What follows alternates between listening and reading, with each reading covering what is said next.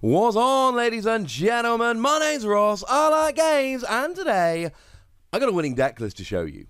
We're going to be having a look at the winning deck from the Poland Vault Tour. Now, when I say Poland Vault Tour, I do of course need to be slightly more specific than that, because of course there were two Vault Tours over in Poland. We had a sealed one. You open up a deck, you have a look, you see what you get, you play it. And there was an Archon Vault Tour. You find your very best deck that you have amassed from all of the decks that you've opened. You take that along, and generally you feel a little bit more confident. This is the sealed Vault Tour. Don't worry your pretty little heads about it. Tomorrow we'll have a look at the one that won the Archon Vault Tour. So the deck was called Charizard Spawn of Ipsispace. And even though it was a sealed deck, still got an SAS of 91 and an AAERC of 64, so make no mistake about it, this is still, on the face of it, a very good deck. And on the face of it, the thing that's probably going to jump out is Time Traveller. It's got Time Traveller in. Time Traveller, and then, of course, help from Future Self. This is one of the marquee cards in Keyforge so far. And you play Help from Future Self, you get an Amber. You play Time Traveller, you get another Amber. You draw two cards. Yes, ladies and gentlemen, yes.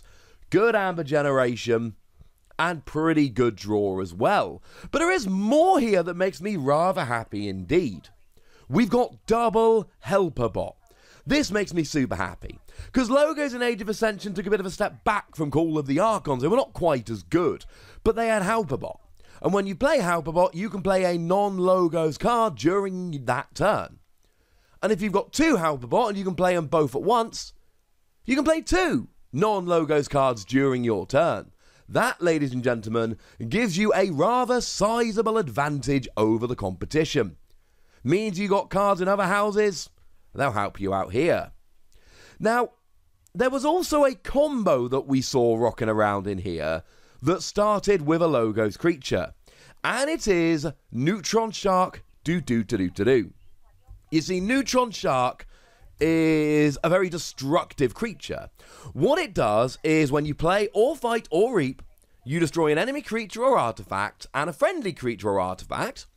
Then you discard the top card of your deck, and if it's not a Logos card, you do it all again. Awesome. You see, what you would generally do here is use this with double Brend the Fanatic. Yes, I know we're talking Logos, but we need to bring in Brend here.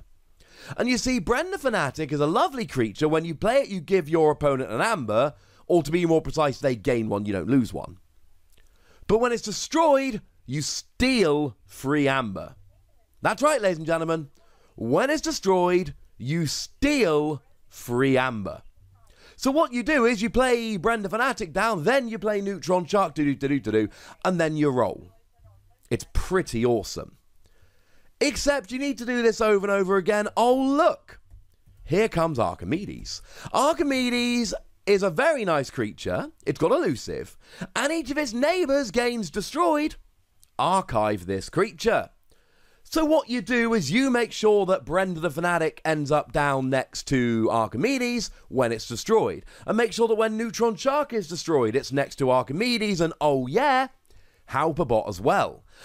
And when you can get this rolling, you play Helper Bot, you play Brend the Fanatic to gain an Amber, you then play Neutron Shark to destroy Brend the Fanatic, you steal free Amber. You've got two Helper Bot, you've got two Brend the Fanatic. You're not always going to get the perfect combo off, but we saw it rocking at the Vault Tour. Archimedes archives everything, Brend steals when destroyed by Neutron Shark, but then gets archived by Archimedes, and Helper Bot allows you to play Brend the Fanatic over and over again. It's awesome. Now we do also have two copies of Pip here. When an enemy creature reaps, stun it. It's a really nice anti-reaping option. It stops your opponent being able to reap as much as they like. But we've also got just a little bit of archiving here. Hex Beyond, when it's destroyed, you archive it and the top card of your deck. And we've got ZYX Researcher. When you play it, you archive the top card of your deck or the top card of your discard pile. We've got a little bit of random archiving now, which can go wrong. Generally, you want to be building up a logos archive with this deck because of Archimedes, because of Helperbot, because of Neutron Shark. But it's still a very nice option indeed. And we've also got Memory Chip here as well, an artifact that says when you choose logos as your active house, you archive a card. Yes, ladies and gentlemen, yes. And then the only other card here is Seismo Entangler. It's got an action that stops your opponent reaping with a certain house worth of creatures during their next turn. It's alright, but really the logo suite here is what makes the deck, which is not what we say often about Age of Ascension. You've got Pip Pip to stop reaping, you've got Time Traveller, and you've got Neutron Shark wreaking havoc, helped by Archimedes. Now, if we flick over into Shadows, what we really want here is a little bit of stealing, and we got a little bit of stealing. It's not amazing, but it's alright. And it really is led here by Brend the Fanatic. We've talked about him a bit. But we have Ronnie Wristlocks. You steal an amber. If your opponent's got 7 or more, you steal 2. Best case scenario here, your opponent has exactly 7. You steal 2, they're down to 5. But we also have Too Much to Protect. Too Much to Protect steals all but 6 of your opponent's amber. It's rather lovely. It is one of the best You Shall Not Forge cards we've got, although we do need to point out very quickly here, this is all but 6. You still need to steal 1 more in order for your opponent to not forge a key. Now, we've also got a little bit of draw here. There's a copy of Dust Chronicles. Gives you an amber bonus. If your opponent has more amber than you, you draw a card. If you've got more than your opponent, you archive. Yeah, we've already talked about how this deck doesn't mind a bit of archiving. Furtive Investors gives you an amber bonus, and if your opponent has got more keys forged than you, you gain 1 amber for each key that they've forged. That ain't bad. Throwing Stars deals 1 damage to up to 3 creatures, gaining 1 amber for each one destroyed. That could be your opponent. That ain't bad.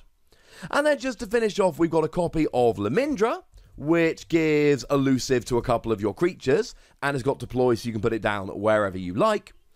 And we've got Hidden Stash. When you play, you archive a card. So even in Shadows here, we've got some good archiving to supplement, complement, whatever you want to say, what we're doing over in Logos.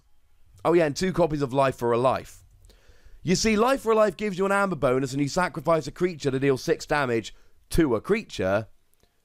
Yes. You can sacrifice Brend the Fanatic. Obviously, you'd rather be using double Helperbot to double Brend the Fanatic to destroy them both with Neutron Shark. Obviously, that's your preferred way of going about things, but this will work nicely as well. And if we have a little bit of a look at the disc suite, what we're hoping to see here, what we want to see here is some disruption, and we've got it. Now, we've actually got 2 copies of Amber Imp here, after a creature reaps stun it, which is interesting because, of course, we've got 2 copies of Pip Pip that do the same thing. The difference is Amber Imp is double-sided. It will make your creature stunned as well. So do be a little bit careful with that, will ya? We've got Banished that puts an enemy creature into your opponent's archives. Really good for getting a creature off the board. Just don't do it against something like Helperbot, would ya? And we got Lash Your Broken Dreams. Lash Your Broken Dreams is a great artifact that increases the cost of your opponent forging a key by 3 the turn after you use it. It's not always going to work. You need a decent disc turn, really. You can't just do this and nothing else. But it's kind of cool, and it will work a lot. We have got Schuler. If your opponent has 4 or more amber, steal 1. Goes very nicely with all the stealing we've got in Shadows. We've got Pain Reaction. Deals 2 damage to a creature. If it destroys them, deal 2 damage to each of its neighbours. Bearing in mind you also get an amber bonus. That's quite good for going after creatures. But ladies and gentlemen, it gets better. Because we've also got Unlocked Gateway. Now, Unlocked Gateway is a very extreme card. It destroys everything. All creatures, yours and your opponents'. And it's an Omega card, so you can't destroy all of your opponents and then play a bunch yourself. Pretty extreme, but it works quite nicely. Not quite as extreme, we've got Onyx Knight. And bearing in mind, there are very few disc creatures in this suite. But we've got Onyx Knight here, who destroys every creature with odd power. yours and your opponent's. That can be kind of fun. The other creature, incidentally, we've got here is Gub. It is a 1-power creature, but as long as it is not on a flank, i.e. it's got a neighbour either side, it becomes a 6-power creature, which is quite nice. Now, we've also got Misery Exploit here, which gains you 1 amber for each damaged enemy creature. Could be very, very nice if you can get Pain Reaction going, for argument's sake. So that's kind of nice. And then just to finish off here, we've got a copy of Not Finished with You. Shuffle any number of creatures from your discard pile into your deck. Really nice for getting back some of those creatures like Brenda Fanatic and Helperbot, etc. And 1 copy of Poltergeist. Use an artifact controlled by any player as if it were yours. Destroy that artifact. So that's kind of cool. Gives you a little bit of artifact control. And between starting and finishing this video, there has been a little bit of an update ruling-wise. Archimedes, although it did in Poland, will no longer save all of your creatures when a board wipe like Unlocked Gateway is played.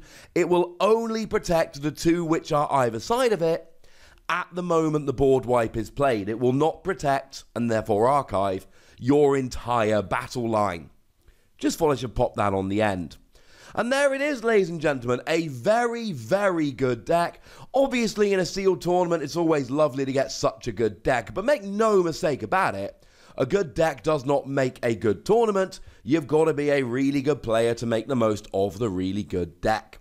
So there you go, ladies and gentlemen, a lot of fun to be had over in Poland. That's the deck that won sealed. I will shortly be showing you the deck that won the Archon tournament, but for now, I'd like to know what you think about this deck. So let me know in the comment section. Go nuts, be nice, and then make sure you like this video, subscribe to this channel, and follow me on Twitter at the Wossy, where we talk about games like Keyforge and a bunch of others.